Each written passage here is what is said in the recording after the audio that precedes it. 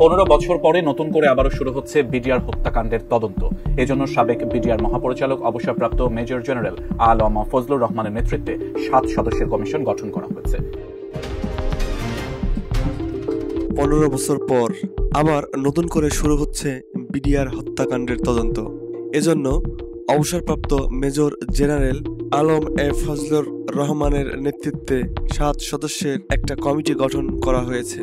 2008 সালের নির্বাচনে জয়ী হয়ে আওয়ামী লীগ 2009 সালের 6 জানুয়ারি শেখ হাসিনার নেতৃত্বাধীন সরকারের মন্ত্রী পরিষদ গঠন করেন এবং শপথ গ্রহণ করেন। এর 2 মাসেরও কম সময়ের মধ্যে ঘটে বিডিআর বিদ্রোহের নির্মম ঘটনাটি। ওই বিদ্রোহে 57 জন সেনা কর্মকর্তা সহ মোট 74 জন প্রাণ হারান। এই ঘটনায় অপারেশন ডালভাত নামে সেনা কর্মকর্তাদের হত্যাকাণ্ডও একটা পরিকল্পিত পদক্ষেপ হিসেবে বিবেচনা করা হয়েছিল।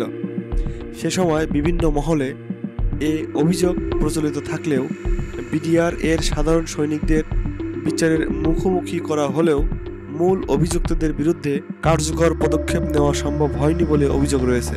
বর্তমান অন্তর্বর্তীকালীন সরকার দায়িত্ব গ্রহণের পর বিডিআর হত্যাকাণ্ডের নতুন তদন্তের দাবি জোরালো হয়। এর পরিপ্রেক্ষিতে স্বরাষ্ট্র মন্ত্রণালয় নতুন করে তদন্তের উদ্যোগ নিয়েছে এবং 7 সদস্যের একটি কমিশন গঠন করেছে। কমিটির নেতৃত্বে আছেন সাবেক বিডিআর মহাপরিচালক অবসরপ্রাপ্ত major general ALM Fazlur Rahman.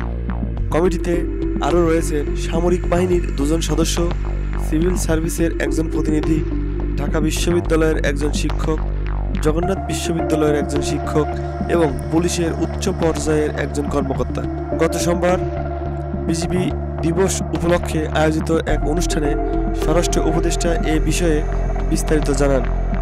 এক প্রশ্নের জবাবে তিনি আরও বলেন, কোনো অবস্থাতেই রোহিঙ্গাদের আর বাংলাদেশে প্রবেশ করতে দেওয়া হবে না, তবে মানবিক বিবেচনায় বিশেষ কিছু ক্ষেত্রে সীমিত পদক্ষেপ নেওয়া হতে পারে।